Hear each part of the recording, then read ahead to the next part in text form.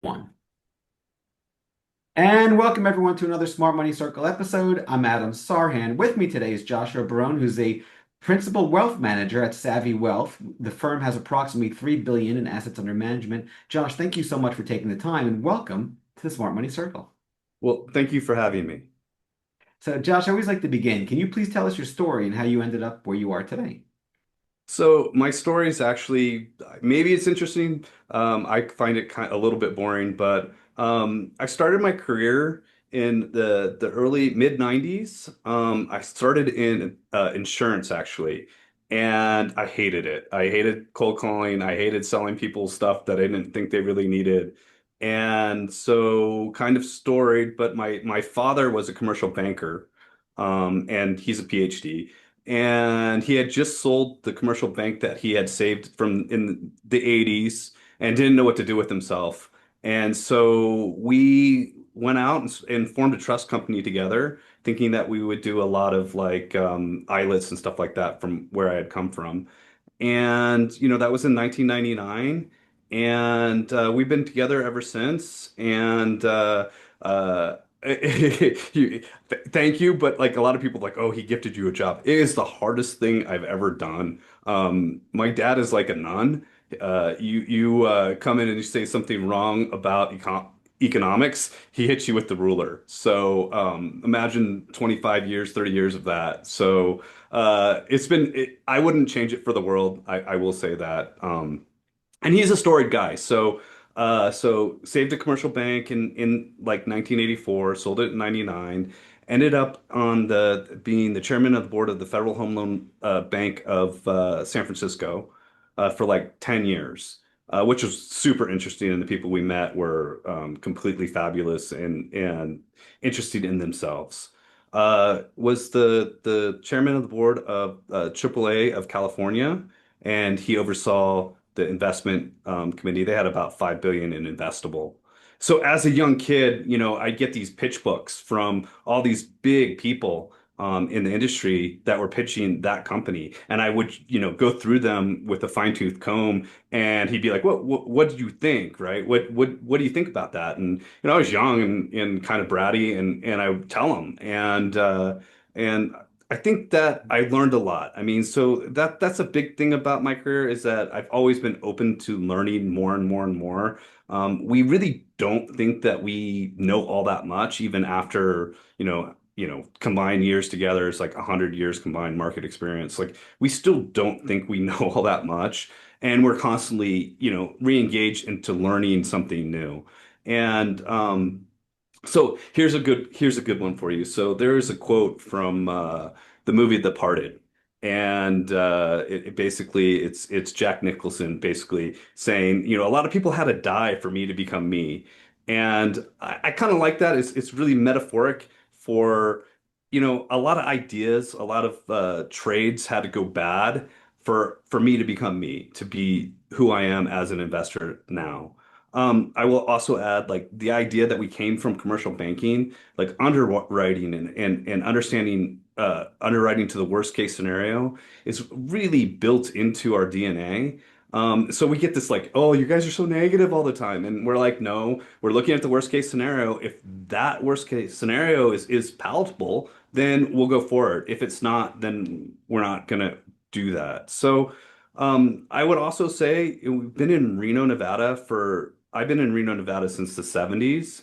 Um, and why I think that's important is it's really a small community. And when we talk about like macroeconomics, that's really played out and you really see it in the community. Our clients are our neighbors, and so when we talk about macro, it's not just numbers, it's reality to what happens to our neighbors, our friends, our family, and everybody around us.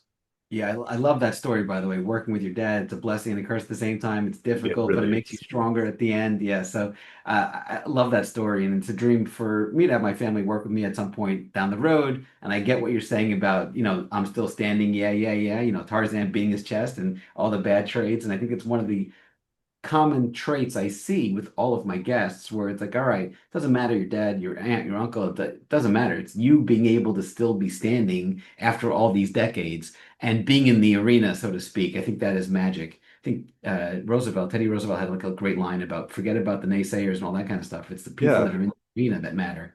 So I love Yeah, that. and again, like if you, I look at him in the business, he's much, much harder on me than he is on other people. So, Yeah. still corrects me to this day in a meeting if he doesn't think what I'm saying is correct. And again, I appreciate it, but I'm also at 53 years old, you're like, okay, enough. But Yeah. again, he's still around. He writes for Forbes Weekly, and here's a good story. One of my favorite things to do is to go into his office and take somebody's economic argument, like Howard Marks or somebody who's crazy influential in Wall Street, and present him that argument as if it's my own, and he'll blow holes through it every single time. He'll say, like, I presented a Howard Marks argument the other day to him. He's like, "Well, did you think about potential economy and how that plays out in what you're saying?" So it's fun. At 50, it's become fun. I appreciate him a lot more than I did at say in my 20s.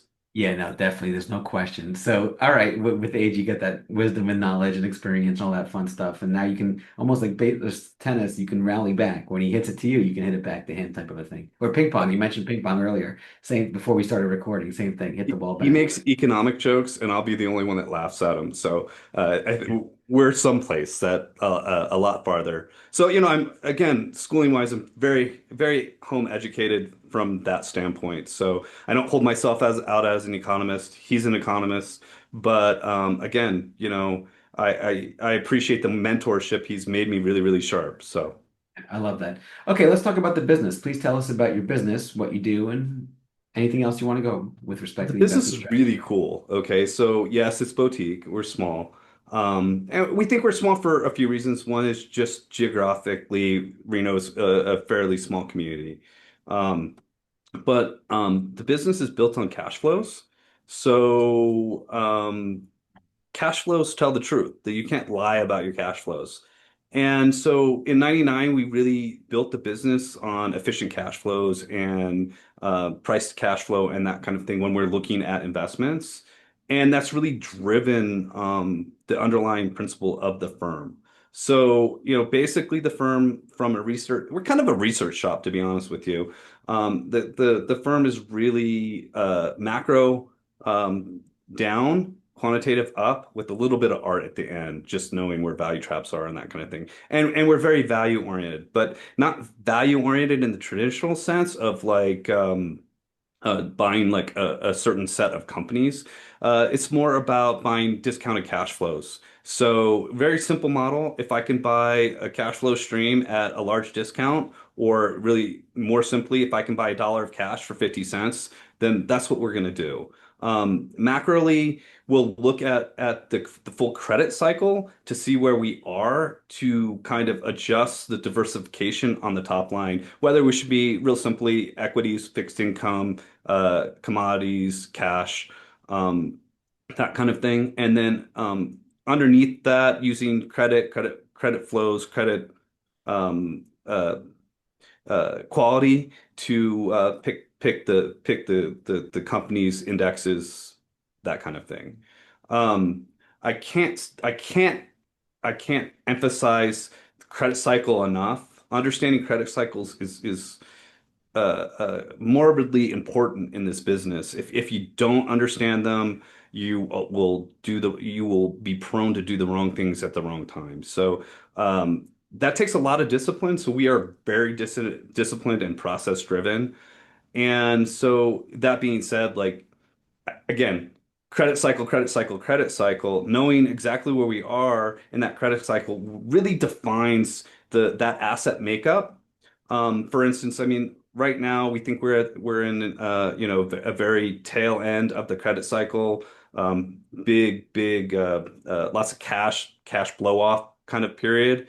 And so been sitting on a lot of hard assets, commodities kind of stuff. And that's done really, really well, obviously this year, but previous years as well. So we're able to kind of take a lot less risk and try to and get a lot of return for that risk. So trying to get really high Sharpe ratios in our performance return. Yeah, no, Um, makes sense. Go ahead. Another thing is philosophy wise is like don't take any wooden nickels. And the way we do that is just keep it really simple, not getting into really complex trades.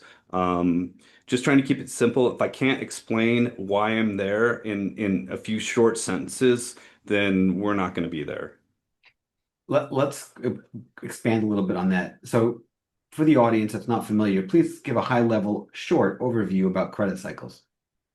So again, very, very repeatable. So that's the one thing in the markets that's extremely repeatable is credit cycles. So credit on essentially, and it's really centrally bank controlled now, right? So as the central bank wants to expand the credit or the cycle, they lower rates, right?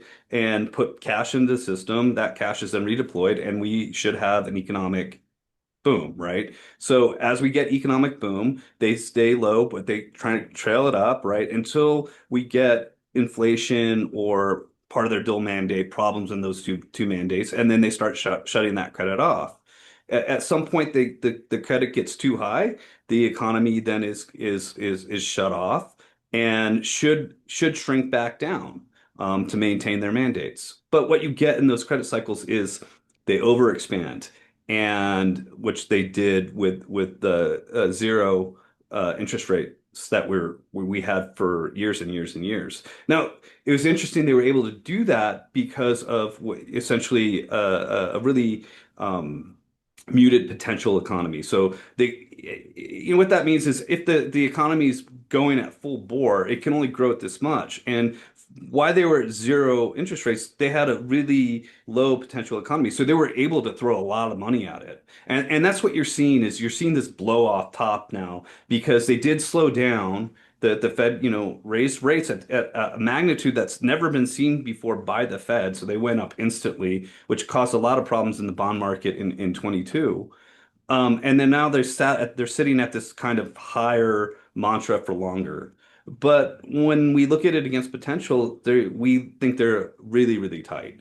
And I think that you're starting to see underlying cracks in the macro.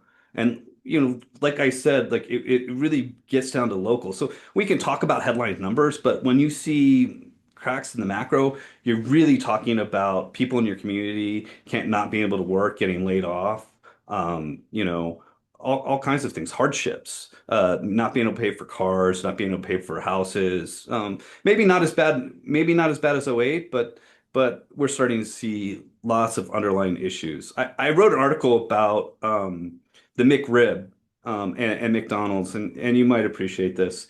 Essentially, when you see McDonald's roll out special programs like the McRib, they run out Szechuan sauce, they Shamrock shakes.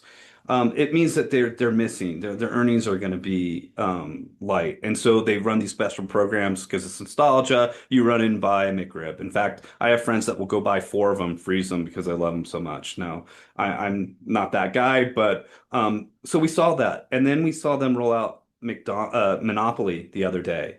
They hadn't Yeah. rolled out Monopoly in like 10, 12 years, and so we really think that low-end consumer is soft and so and then you saw Chipotle, and then there's some other earnings that are coming in from that low end consumer. So, but getting back, so we really think we're in this blow off top, and because of the way the credit cycle worked, and they put so much credit to work that we think it's a really big one, and in terms of that, and so we'll see if they can manufacture a soft landing. Odds are against that. But you do have a lot of retail people. I mean, AI throws another whole leg in that, and so then you get a 99 kind of thing there going as well. And stop me because I'll ramble on about this stuff all day long because No, I this is could stuff tell I you're really pretty passionate love. about it. It's like the credit cycle is when the Fed raises rates to slow the economy down or lowers rates to help the economy expand in the simplest form. Is that Essentially, correct? it's a little bit more complicated, but I like to keep things simple. That they really control it at this point. Before the Fed, it wasn't controlled so much, but we had the gold standard, and so that kind of played into that effect. But again, yes, and there's different parts of that credit cycle. So right now we think we're at end of cycle or blow off top is where you have a lot of euphoria like you do. People kind of run away from fundamental ideas of like valuations and tend to come up with alternatives. Or they get really narrowly focused on just certain individual pieces of economic data like earnings in corporate, and they don't keep that broad approach of looking at all the economic data that's coming out to get an overall view of the real economy versus Wall Street economy, and that's a big dichotomy. I mean, we can talk about that like but in end, Wall Street tends to dictate, is very correlative to, you could say 100% correlative if you wanted to the underlying real economy. It just takes some periods of irrational exuberance for that for it to reset. So Yeah. don't know how big this bubble, if you want to call it a bubble, I call it what it is. But we'll see what happens. It's always interesting to see how things play out. No, okay. Thank you for that explanation. How about risk management? How do you handle risk, and what are some mistakes you see people make with respect to risk management? So I've mentioned it before. So risk is really interesting because it's really not well understood. Okay. Um, so we always again that under just remember that commercial banking underwriting methodology is just drilled into us. So always start with the worst case scenario. I mean, and again, so we'll look at something, look at a risk path of something, risk metrics of something. But if we don't like the worst case scenario, if we think that we can't handle the worst case scenario in terms of losing money or not losing money, whatever that worst case scenario may be, then we don't put money into it. It's that simple.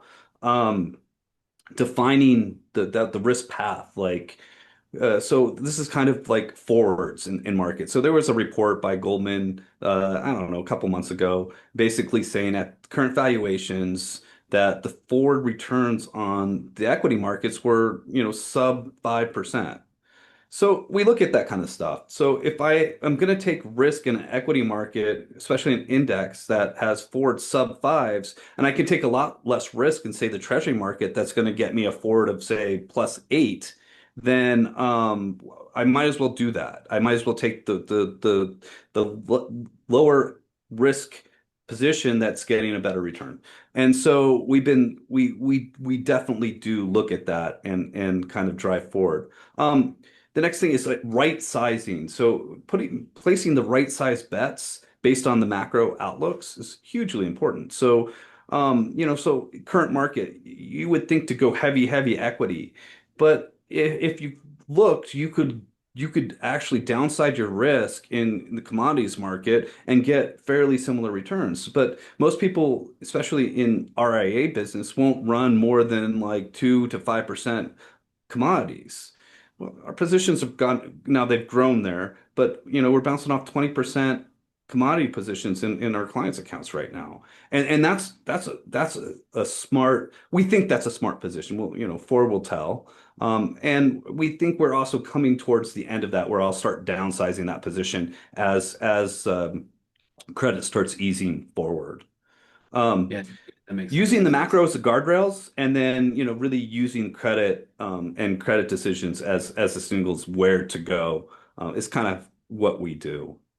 I like that. So, okay, thank you for that explanation. And of course, sizing the position, everything that you mentioned is really powerful. Let's talk about some timeless lessons you've learned along the way that you'd like to share with the audience, please. I love these because like a lot of people don't think about this stuff and I feel like we're living it right now. A lot of these things we're living. So one of the first timeless is confusing volatility with deterioration. Just because markets get volatile doesn't mean that the underlying fundamentals of the market aren't good.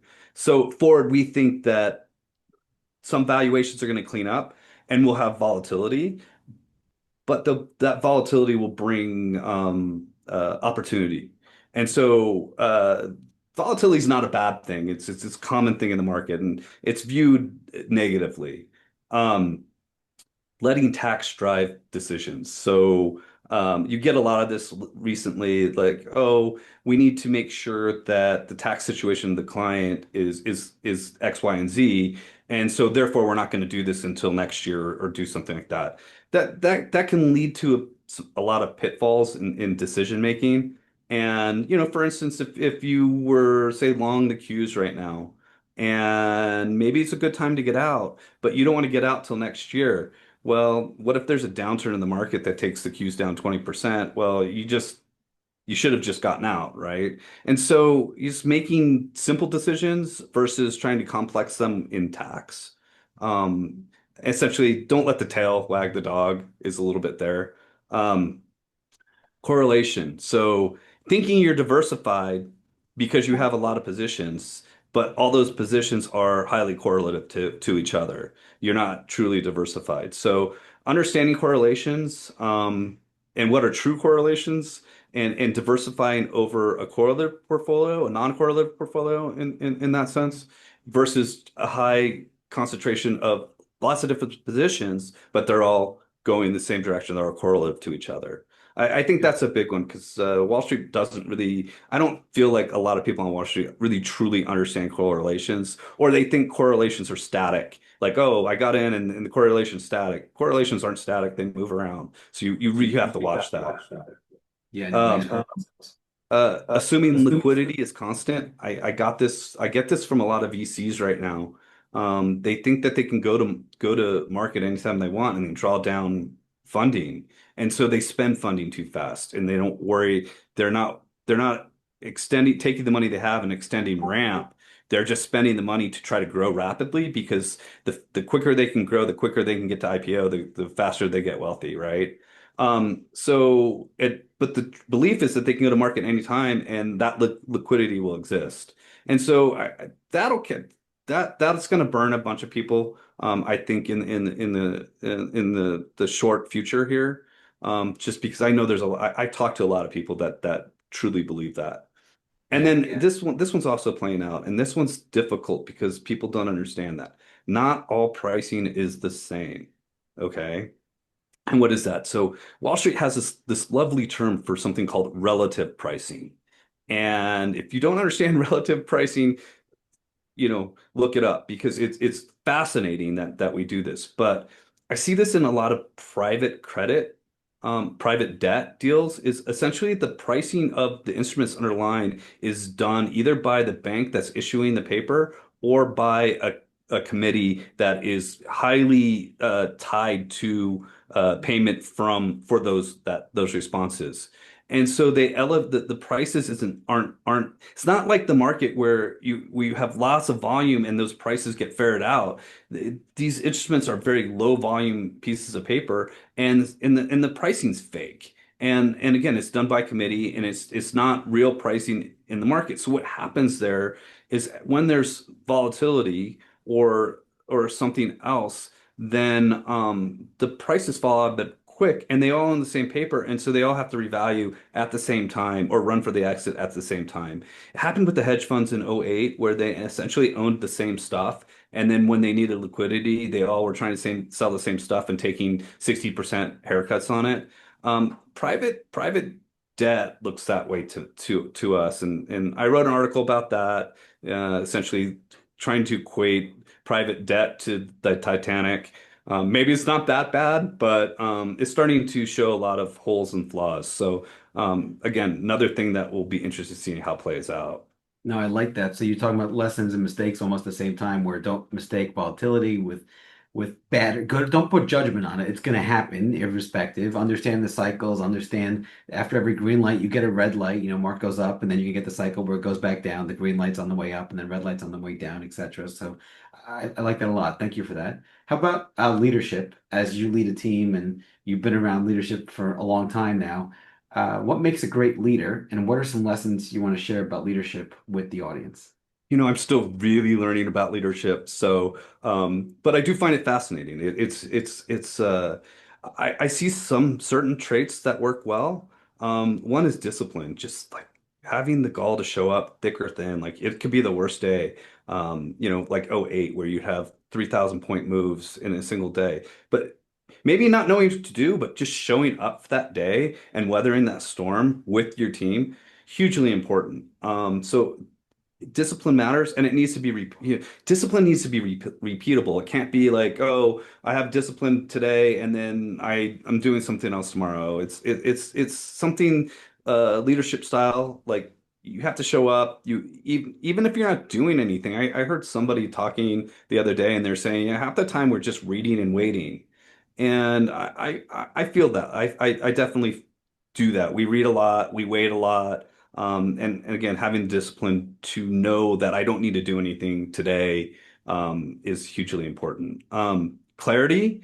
So especially with the team, like if you're not real clear with your team, what's expected, but more so like the vision of where you're going, then you're not going to, as a leader, you're not going to have a fellowship. Essentially, they're going to be all over the place because they don't know where they're going, and that creates uncertainty. And with uncertainty, how do they trust you, right? And you're disciplined, maybe you're disciplined, but with no trust, like you're still not a great leader. Consistency. So this is big. So consistency in judgment. So knowing that, you're not going to be do one thing crazy one day and the next day you're going to do something sound. Like having that sound position every day. Now we're human, like I will get there, but yeah, I'm prone to freaking out. But trying to keep that judgment steady day to day, year to year, I think is really important. And then stewardship, like the idea here is you don't really own trust. Trust, you borrow trust from people. And it's very easy to lose that trust. And so you try to strengthen that trust away as we go. And then as well as kind of pushing that out, strengthen it, pass it on is kind of the approach. And again, knowing that it's not something that is consistent, but essentially that we're borrowing it from time to time, just helps that idea flow. So, being really principled helps as well. I think that, but add those together, I think that defines a fairly good leader. Yeah. Yeah, I will Yeah. say the head of Savvy has this eerie calm to him. And so, the whole world could be blowing up and he's very, very calm and eerily, like just weird. But and I appreciate that because I know that decisions are going to be made sound. They're not rash decisions. They're not done on the fly. They're very sound decisions, and he's a very good businessman because of that. Understood. And then final question for you today, Josh. What is the best piece of advice you'd like to give the audience or your 30-year-old self? The best piece of advice. So I like the idea of keeping it simple. That's some of the best advice you can get. Keeping it simple, own things that you understand. I think Warren Buffett kind of, is very, but it makes a lot of sense. Now, I'm not saying that you can't look at new ideas like Bitcoin. As long as you understand that you're not just like throwing money at something popular, I think that's okay. Um, from our perspective, buying at deep valuations and making sure that those cash flows are high quality, I think that's pretty good advice. It's very simple. Again, it's that idea. I'm trying to buy a dollar for 50 cents. And that gets you through thick and thin. If I'm not chasing that dollar, then you do pretty well. So don't chase yields. We saw people in 22 get hurt that way. I think you're going to see people get hurt that way now, as they just don't see the tightness in credit. Um, what else? FOMO. FOMO is the enemy. I see a lot of people with FOMO. Why am I not in this? Why am I not in that? And this is doing this. Why aren't we there? That process is really important. Staying process driven and math guided, and not chasing, what's hot or what's popular. That's going to get you through a lot of weird periods. And again, it goes to our tagline. So our tagline here is true wealth isn't rushed, it's engineered to last generations. And so again, it's we're very much call us financial engineers, but in a good way, because there's a lot of bad financial engineers out there. But again, the idea that take your time, you don't have to, true generational wealth isn't created overnight, but it's engineered over long periods of time. And get rid of the story. Stop thinking that you need to be Elon Musk. Okay. Be yourself, understand your true potential, and then engineer that true potential into your finances is kind of what we're thinking. I love it. Well, Josh, thank you so much for taking the time, and hopefully we'll have you on again soon. Congrats on all the success. I would appreciate that. I enjoyed it immensely.